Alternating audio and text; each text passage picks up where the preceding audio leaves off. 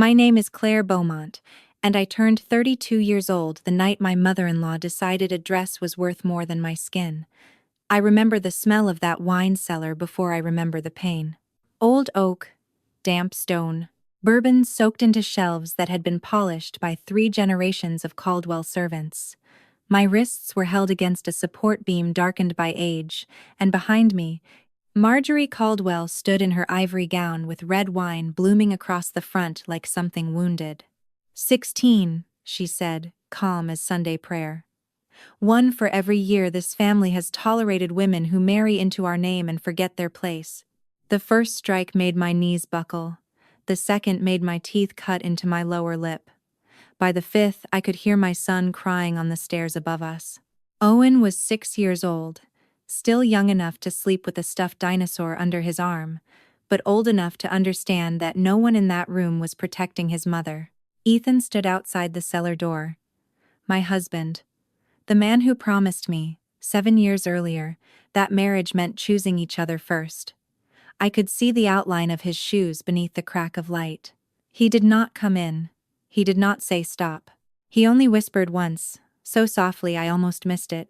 Claire, just apologize. That was the moment something in me went still. Not broken. Still. Marjorie thought the stained dress proved I was jealous, vulgar, unworthy of the Caldwell name.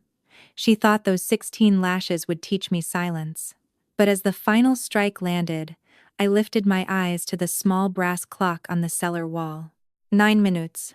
That was all she had left. Before the dress she used to condemn me, exposed the secret she had buried for 34 years. Please subscribe to support the channel. I bet your phone battery is at 17% right now, right? If that's true, type 6. If not, type 9. Let's see whether I got it right. Alright, enough talking, let's begin the story. 4 hours earlier, the Caldwell house looked like something printed on the cover of a preservation magazine. White columns, gas lanterns, silver trays lined so precisely, they seemed measured with a ruler. The camellias along the side garden had just begun to open, pale pink against the deep green leaves, and the October air carried that clean Charleston chill that makes old money feel even older. It was supposed to be my birthday dinner. Not a fundraiser. Not a board reception. Not another evening where I stood beside Ethan and smiled while older women asked me which family I came from, then lost interest when my answer did not carry the right last name. I had asked for dinner with just Ethan and Owen. Maybe a small cake. Maybe one quiet hour where no one corrected my posture, my dress, my voice, or the way I raised my son. Marjorie heard small and turned it into 46 guests. By 6 o'clock, the front rooms were full of people who knew how to lower their voices without making themselves less cruel. Members of the Caldwell Women's Historical Society drifted between antique sideboards with crystal glasses in their hands. Reverend Thomas Vale stood near the fireplace, nodding politely at donors. Ethan moved through the room in a navy suit, charming everyone except the woman he had married. Owen stayed close to me, tugging at the bow tie he hated. Mommy, after cake, can we go upstairs and watch the dinosaur movie? I smoothed his hair. After cake, absolutely. He gave me the kind of smile that still had one baby tooth missing, and for a second, I could almost pretend the night belonged to us. Then Marjorie came down the staircase. The room changed before anyone spoke. Conversations softened. Shoulders turned. Even the pianist near the window missed half a note. She wore an ivory gown that looked too old to be fashion and too perfect to be costume. The fabric moved heavily around her, catching the lamplight in dull silver threads. Tiny roses curled along the bodice and disappeared into the inner seam like secrets hiding under polite society. Ethan inhaled beside me. Mother, he said, with the quiet awe of a boy still waiting to be chosen. Marjorie smiled. Not at him, but at the room. This, she announced, touching the skirt with 2 careful fingers, is the Caldwell founder's gown. It has survived war, flood, grief, and foolishness. Some things endure because proper women know how to protect them. A few guests murmured admiration. Someone asked the value. Marjorie gave a modest little laugh before saying, "The last private appraisal was 180,000. I should have looked away. Instead, my eyes followed the stitching near the inner fold of the waist. 3 letters sat half hidden beneath the silver thread, so small most people would have missed them. E, B, E. My breath caught before my mind could explain why. The way your body sometimes recognizes danger before memory gives it a name. For 1 second, I smelled cotton gloves and lavender storage paper, though there was nothing in that room but wine, perfume, and old Charleston pride. Marjorie's gaze found mine across the room, and her smile sharpened by a fraction. She lifted a glass of red wine from a passing tray. "Come stand beside me, Claire," she said. "It is time you learned the difference between marrying a name and belonging to it." I took 1 step toward her, then another, feeling every eye in that room move with me. That was one of Marjorie Caldwell's gifts. She could turn a gathering into a courtroom without raising her voice. By the time I reached her side, I was no longer the birthday girl. I was the woman being examined. She handed me the wine glass first. "Hold this for me, dear." It was such a small request, so ordinary, so perfectly staged, that refusing would have looked rude, and accepting felt like stepping into a room after smelling smoke. I wrapped my fingers around the stem. The glass was cool. The wine inside was dark red, catching the chandelier light like garnet. Owen stood near the edge of the rug, watching us with his little brows drawn together. Children notice what adults train themselves to ignore. He saw Marjorie gather the side of the gown, shift closer to my elbow, and pause before she moved. I saw it too. But seeing a trap and avoiding it are different things when the trap is built in front of 46 witnesses who already know which woman they plan to believe. Marjorie leaned in, as if to kiss my cheek. Her perfume pressed into my throat, powdery and sharp. Then her wrist turned. Not much, just enough. The wine tipped over the rim and spilled down the ivory fabric in a slow, terrible bloom. Red spread across the silver roses, soaking into the bodice like a wound opening under lace. The sound that left the room was not a gasp. It was worse. It was a quiet intake from people who had been waiting for proof. Marjorie stepped back. The glass was still in my hand. Her eyes widened with practiced devastation. 1 palm rose to her mouth. "Claire," she whispered, then louder, so the whole room could hear the break in her voice. "How could you? I didn't touch you." My voice came out steady, which somehow made people colder. A guilty woman was supposed to tremble. A proper daughter-in-law was supposed to apologize before she understood the accusation. Ethan appeared at my side, pale with embarrassment, not concern. "Claire," he said under his breath, "just say you're sorry." Owen moved forward. "Daddy, Grandma spilled it herself."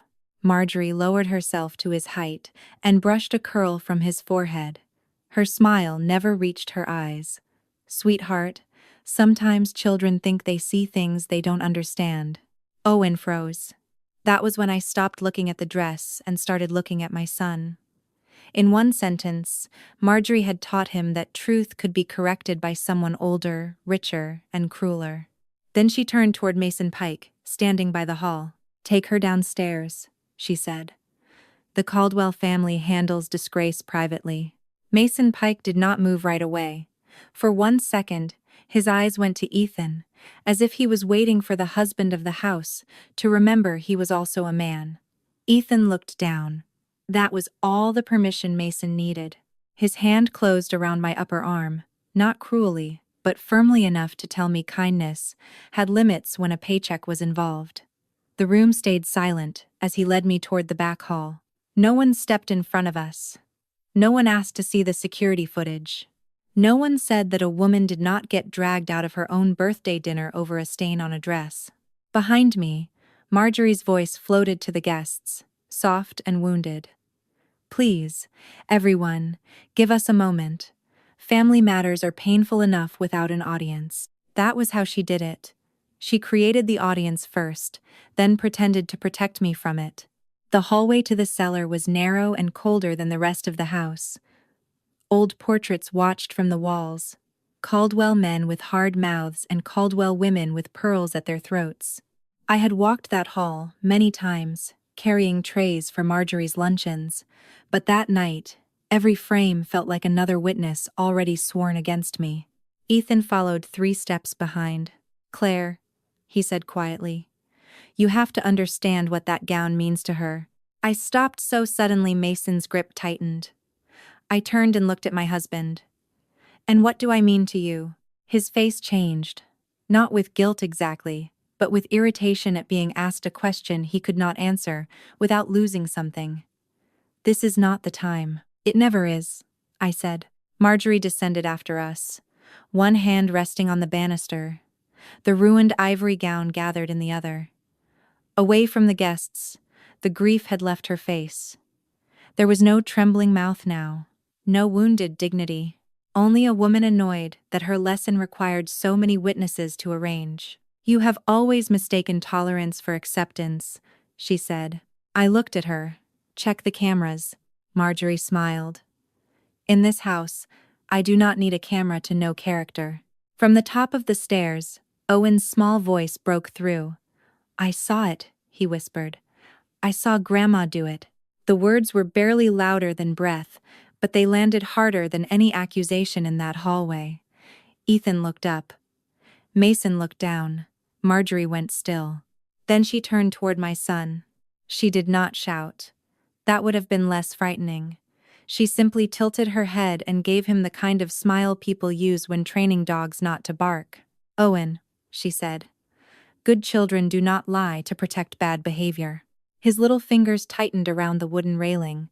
His eyes found mine, wet and terrified, and I saw the exact moment he began wondering whether truth was something he was allowed to keep. That was the first thing I hated her for more than the dress. Marjorie reached the cellar door and took an old riding strap from the wall. The one Ethan once told me belonged to his grandfather. She ran her thumb along the leather like she was touching a relic. 16, she said. "One for every trustee upstairs who watched you shame this family." Ethan's mouth opened, then closed, and the cellar door swung inward. The cellar swallowed sound differently than the rest of the house. Upstairs, pain could become gossip.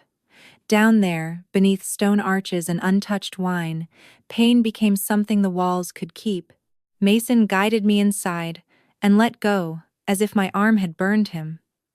"Mrs. Caldwell," he said, voice low. "Maybe this isn't necessary." Marjorie did not even look at him. Necessity is what keeps families from becoming common. Ethan stayed at the threshold, one hand on the doorframe. The light from the hallway cut across his shoes and stopped there, like even the house knew he would not come any farther. Behind him, Owen was crying so hard his little breaths broke apart. "Daddy, please," he sobbed. "Don't let Grandma." Ethan closed his eyes. That was his answer. Mason fastened my wrist to the old beam with a leather tie that smelled of dust and saddle soap. He avoided my face. I wanted to hate him, but hate requires surprise, and I had none left. Everyone in that hallway had chosen a role. Marjorie punished. Mason obeyed. Ethan witnessed. Owen learned. The first strike landed with a sound that made Owen scream. I bent forward, but I did not beg. By the third, I understood Marjorie did not want an apology. She wanted memory. She wanted my body to remember her authority. By the 7th, Ethan whispered, "Mother, maybe enough." Marjorie answered without breathlessness, "A lesson interrupted is a lesson wasted." By the 10th, the cellar blurred at the edges. I counted because counting gave me a place to put my mind. 11, 12, the brass clock. 13, Owen's stuffed dinosaur on the bottom step. 14, Ethan's silence pressing harder than leather. 15, when the 16th came, something inside me did not break. It separated. The woman who had spent 7 years smoothing tablecloths, swallowing insults, and teaching her son to be polite in a house that mistook politeness for surrender, lifted her head and left me behind. Marjorie lowered the strap. "You will stay here until you are ready to apologize properly." Ethan said my name once. I did not look at him. The door shut, the lock turned. Owen's crying faded up the stairs, pulled away by adult hands. For a moment, There was only my breathing, and the slow tick of the clock. Then I reached into the inner pocket of my dress, with fingers that did not feel like mine, pulled out my cracked phone, and called the one number I had avoided for years. Graham answered on the second ring. "The rose gown is here," I said. The silence on his end changed shape. Then my brother said, "Claire, listen carefully. Don't let anyone touch that dress. I'm already at the gate." I should have felt relief when Graham said he was at the gate. Instead, the cellar seemed to tilt around me, and the years I had spent burying my own name began to rise like dust disturbed in a locked room. The rose gown. I had not said those words out loud since I was 19. My mother, Eleanor Beaumont Rourke, used to say old fabric remembered hands. Not faces, not names, not the titles people printed on brass plaques, but hands. The hands that cut it, the hands that stitched it, the hands that stored it carefully in acid-free paper because someone believed a woman's work deserved to outlive her. When I was little, before sickness hollowed her cheeks and made her wedding ring slide loose on her finger, she would take me to the textile archive on quiet Saturday mornings. I remember the hum of climate control, the soft snap of cotton gloves, the lavender storage paper tucked into drawers not for scent, she told me, but because preservation was also a kind of tenderness. She never let me touch the pieces with bare skin. "Oil leaves marks," she would say. "So does carelessness." The Beaumont rose gown was her favorite. Ivory silk, silver thread roses, a hidden blue stitch under the inner seam, her private catalog mark. And 3 letters sewn so small, they looked like a mistake, unless you knew to search for them. E.B.A. Eleanor Beaumont Rourke. In 1992, before I was born, a storage wing at the Charleston Textile Archive caught fire during a winter storm. The official report blamed old wiring, wet plaster, and delayed alarms. By the time firefighters broke through the east doors, half the room was smoke-blackened, 3 cabinets had collapsed, and several pieces from the Beaumont collection were listed as destroyed. My mother never believed that. She said fire consumed unevenly, but thieves chose carefully. The gowns declared lost were not random. They were the finest pieces, the ones with private buyers waiting in rooms where rich people never called theft by its proper name. I was 12 the first time I found her crying over a photocopied insurance report at the kitchen table. She folded it before I could read much, but not before I saw one handwritten line in the margin. "Do not let MC near the archive keys." I asked her who MC was. She looked at me for a long time, then touched my hair with fingers that smelled faintly of paper and tea. Someone who wanted history without earning it. Years later, after she died, I packed those papers into a cedar box and told myself grief could make people suspicious. I married Ethan. I became quiet. I let Marjorie correct my clothes, my voice, my motherhood, even my name. And above me, behind the locked cellar door, that same woman was still wearing my mother's history like it belonged to her. Upstairs, beneath red wine and false outrage, I had seen those 3 letters again. E.B.A. My mother had not been imagining ghosts. She had been naming one. The first sound was not the gate. It was Marjorie laughing upstairs. Not loudly. Not with joy. A soft, polished laugh meant for people holding crystal glasses and pretending nothing ugly had happened beneath their feet. That sound reached me through the vent near the ceiling, thin and distant, and for one strange second I understood how houses like Caldwell survived. They did not erase cruelty. They built music and manners over it. Then the front door opened. I did not hear Graham's voice at first. I heard the change in the room above me. Conversation stopped in a way. It had not stopped for the wine. Chairs shifted. A woman whispered, "Who is that?" Then came footsteps, not hurried, not uncertain. The kind of footsteps made by a man who had never needed permission to enter a room where his family had been harmed. The cellar lock turned. When the door opened, light fell across the stone floor. Graham Beaumont stood there in a charcoal overcoat, his silver hair damp from the October mist, his face so still it frightened me more than anger would have. Behind him were two attorneys, a private physician carrying a black medical bag, and Dr. Helen Rourke, 71 years old, wrapped in a dark wool coat, her eyes already searching past me. Graham looked at my wrists first, then the floor, then Ethan, who had appeared behind him looking suddenly like a boy caught breaking something valuable. My brother did not ask what happened. He took off his coat and placed it over my shoulders with hands that shook only once. "Document everything," he said. One attorney lifted his phone. The doctor knelt beside me. Owen broke free from someone upstairs and came down so fast he nearly fell. He threw himself into my lap, sobbing into my chest, and I held him with what strength I had left. Graham turned to Dr. Rourke. "Helen." She nodded and walked upstairs. I followed slowly, Graham on one side, the doctor on the other. When we reached the drawing room, Marjorie was standing beside the fireplace, pale with outrage, still wearing that ruined ivory gown like a queen refusing to admit the crown was stolen. Dr. Rourke did not greet her. She stepped close, put on cotton gloves, and lifted the inner seam. The room waited. Her thumb found the hidden blue stitch. Then the three letters, E-B-L. Dr. Rourke's voice trembled, but it did not break. "This is not a Caldwell gown," Marjorie blinked. "Excuse me? This is the Beaumont rose gown," Dr. Rourke said. "It disappeared from the Charleston Textile Archive after the 1992 fire. I catalogued it myself." Owen's hand tightened around mine. From the hallway, Mason Pike stepped forward and placed a small USB drive on the table. "Camera's still working on the East Corridor," he said, not looking at Marjorie. "It shows the wine." For the first time that night, nobody looked at me like I was the one on trial.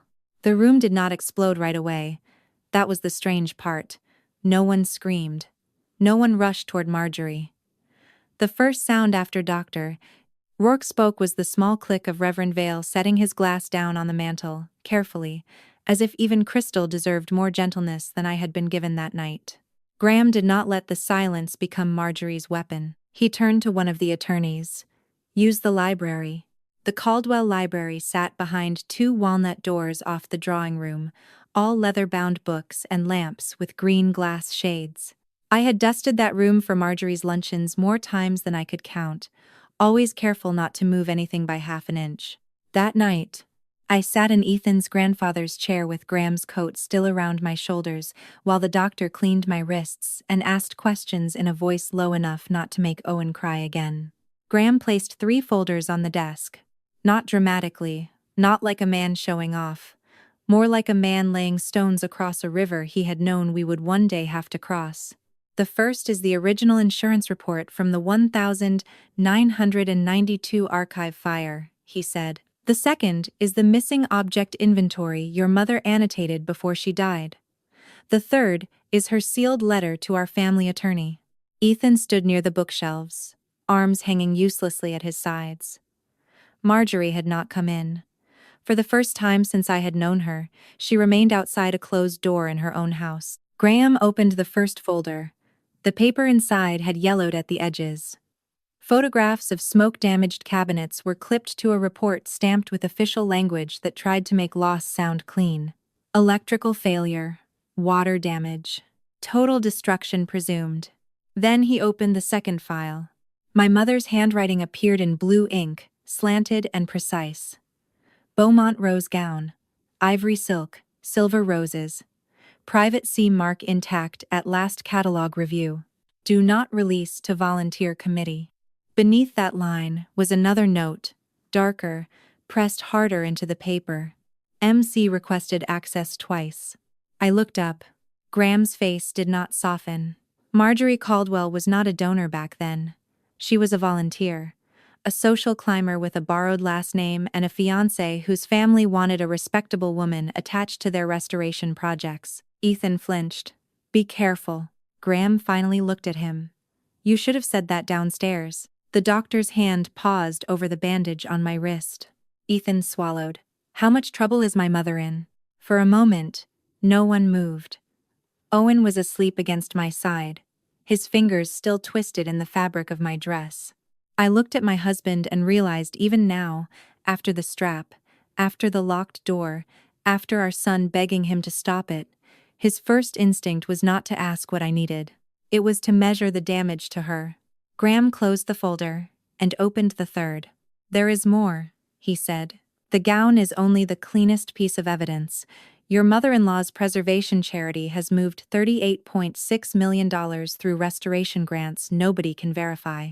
Outside the library, Marjorie's voice rose for the first time that night. And this time, it did not sound polished. Marjorie tried to enter the library twice. The first time, one of Graham's attorneys stepped in front of the door and said, "Not without counsel." The second time, she did not use words at all. She simply gripped the brass handle and pushed as if every door in that house had been trained to obey her. It did not open. That was when the sound came out of her. Not a scream exactly, something thinner. The sound of a woman discovering that locked doors worked both ways. Inside, Graham slid a tablet across the desk. On the screen were bank transfers, restoration invoices, grant approvals, and photographs of properties I recognized from Marjorie's charity luncheons. Historic chapel windows that had never been repaired. A cemetery wall still collapsing under ivy. A schoolhouse roof that supposedly received $500,000 in emergency preservation funding, though the county records showed it had been demolished 3 years earlier. "Shell contractors," Graham said. "Family friends, closed bids, inflated invoices. The charity paid for history. Marjorie paid herself for protecting it." Ethan stared at the screen like the numbers were written in another language. "This has to be a mistake." I almost laughed, but Owen stirred against me, and the sound died in my throat. Men like Ethan always called a woman's pain complicated, and their mother's crimes mistakes. Dr. Rourke came in, carrying the gown, now laid carefully over a padded board. She had removed nothing, touched nothing without gloves. Even after everything, she treated the dress with more respect than Marjorie had treated me. "There are at least 2 altered seams," she said. "Someone opened the lining after the original cataloging." Poorly. I leaned forward despite the pull in my back. The old part of me, the part I thought marriage had buried, woke up at the sight of uneven stitch tension. "That isn't preservation work," I said. "No," Dr. Rourke replied. "It is concealment." Graham looked toward me. "Claire, Vivian Cross is on her way." That name made Ethan's head snap up. Vivian Cross had been writing for the Charleston Ledger since before I was born. She was not loud, she was worse, patient. The kind of reporter who remembered what people denied. "She has followed the Caldwell Foundation for 6 years, Graham said. "She never had the artifact link. Now she does." From the hall, Marjorie struck the door with her palm. "Claire, open this door right now." For the first time all night, my voice did not shake. "No." Dr. Rourke's gloved fingers paused at the hem. "There's something inside the lining." The room went still. She eased open a hidden fold and drew out a small, smoke-stained scrap of paper, brittle at the edges. One line remained legible. "Do not let MC near the archive keys." Marjorie did not fall apart that night. People like her rarely collapse when the first wall cracks. They step back, powder their faces, and start measuring which part of the truth can still be strangled before morning. By midnight, Graham had taken photographs of the paper, the lining, the stitch marks, and every visible injury Marjorie's private discipline had left behind. Vivian Cross arrived with a notebook instead of a camera, which somehow made her more frightening. She asked fewer than 10 questions. Then she sat quietly at the end of the library table, reading my mother's note under the green lamp while the rest of the house pretended not to listen. At 1:17 a.m., Marjorie sent her first statement to the Caldwell Women's Historical Society. By sunrise, the story had become, in her words, a domestic misunderstanding exploited by outside interests. Outside interests meant my brother. It meant Dr. Rourke. It meant my dead mother. It meant me. 2 days later, Marjorie called an emergency meeting at the Society's main hall on Queen Street, a restored brick building with white trim and a plaque by the entrance bearing her name in polished bronze. She invited the trustees, major donors, Reverend Vale, 3 local journalists, and every woman in Charleston who had ever mistaken good manners for moral character. She also invited me. The email arrived at 8:04 that morning. Ethan forwarded it without a message, as if even typing my name required courage he no longer had. The subject line read, "Clarification regarding recent allegations." Graham read it once and smiled without warmth. "She wants a stage." I was sitting by the window in the guest cottage of a Beaumont property outside the city, one shoulder wrapped, Owen asleep on the sofa beside me with his dinosaur tucked under his chin. The morning light made everything look gentler than it was. "Then let her have one," I said. The hall was full by noon. Marjorie stood near the podium in a cream suit, pearls at her throat, the picture of wounded dignity. She did not wear the gown. That alone told me she was afraid of it now. Still, she moved through the crowd touching hands, accepting murmured sympathy, letting people see how bravely she endured scandal. When I entered with Graham and Dr. Rourke, conversations thinned into whispers. Ethan stood near the front row, his face pale and sleepless. He looked at me, then at Owen's empty place beside me, and understood I had not brought our son into another room where adults planned to bend truth until it screamed. Marjorie stepped to the microphone. "Today," she said, voice soft and steady, "I will not allow a bitter young woman to rewrite 100 years of Caldwell history." A screen lowered behind her. A technician adjusted the projector. Graham leaned toward me and murmured, "She still thinks she controls what people are about to see." Marjorie turned, lifted the remote, and smiled at the room. Then she pressed play. For 1 second, the screen stayed white, then the video appeared. It was not a photograph of the ruined gown. It was not a close-up of red wine on ivory silk. It was the East Corridor camera from the Caldwell house, angled high enough to catch the whole room before the party moved toward the cellar stairs. There was Marjorie, alone beside the wine table, looking over one shoulder, then the other. No one breathed. On the screen, she lifted the glass, gathered the side of the gown, and tipped the wine against herself with the neat precision of a woman arranging flowers. The hall went silent in a way I had never heard from polite people. No coughing, no silver bracelet shifting, no forced little laugh to rescue the moment. Just silence. Marjorie turned toward the technician. "Turn that off." He did not move. The next clip played. Owen stood on the stair landing, small in his bow tie, saying, "I saw it. I saw Grandma do it."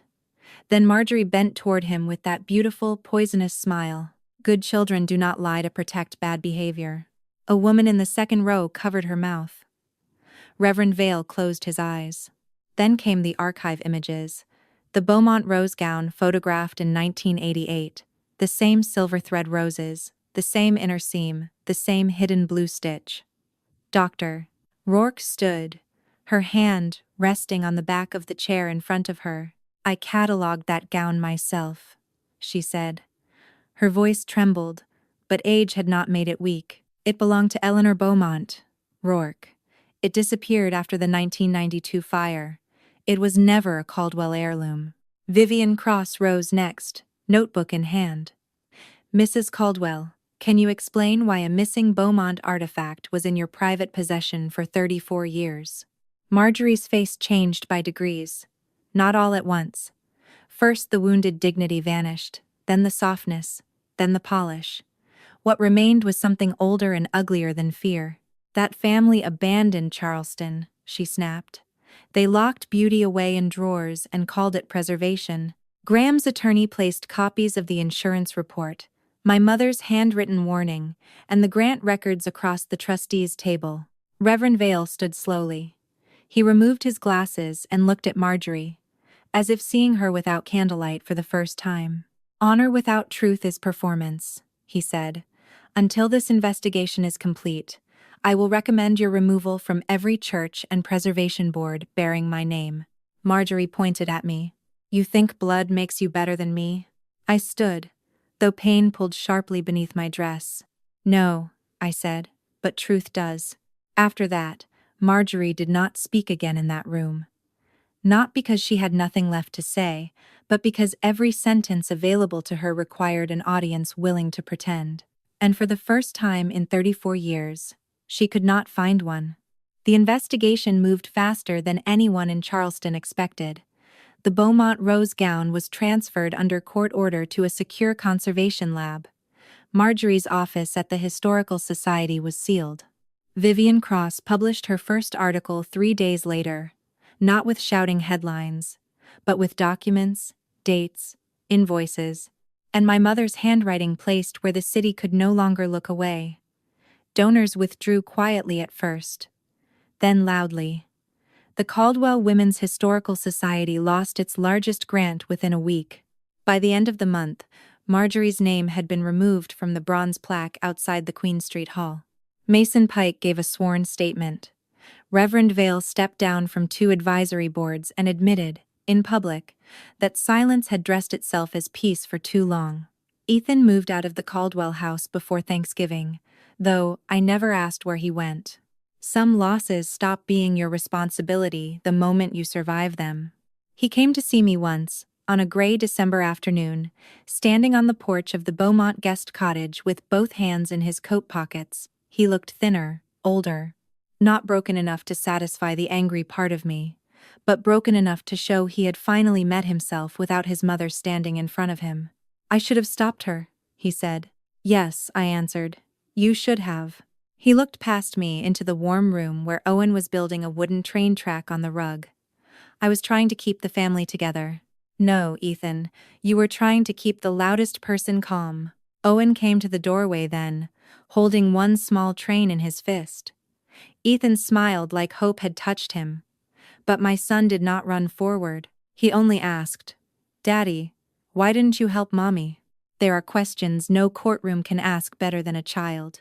1 year later, the Beaumont rose gown stood behind glass in a quiet gallery named for Eleanor Beaumont Rourke. I restored it myself, slowly, with cotton gloves and hands that no longer shook. Owen pressed his face close to the display and asked if Grandma Eleanor had made it beautiful. "No," I told him. "She protected its story." I no longer used the Caldwell name. Marjorie became a case number. Ethan became a visitor with boundaries, and the gown became what it had always been before a thief wore it like virtue. Proof that truth can be buried, stained, renamed, and stolen, but it does not belong to the person who hides it longest. It belongs to the one who finally brings it home. What Claire's story teaches us is that sometimes the deepest wounds do not come from strangers. They come from the people who stand close enough to know exactly where we are vulnerable. A family can have the right name, the right house, the right traditions, and still be empty of truth. Love is not proven by how long you stay silent. Loyalty is not measured by how much pain you can swallow. And peace that requires one person to disappear is not peace at all. It is control wearing a polite face. Claire spent years trying to belong in a house that only tolerated her when she was quiet. She softened her voice, adjusted her life, and taught herself to endure small humiliations, because she believed love meant patience. But patience without respect becomes self-abandonment, and sometimes the moment that looks like destruction is actually the moment a person finally returns to herself. The most powerful part of this story is not that Marjorie was exposed.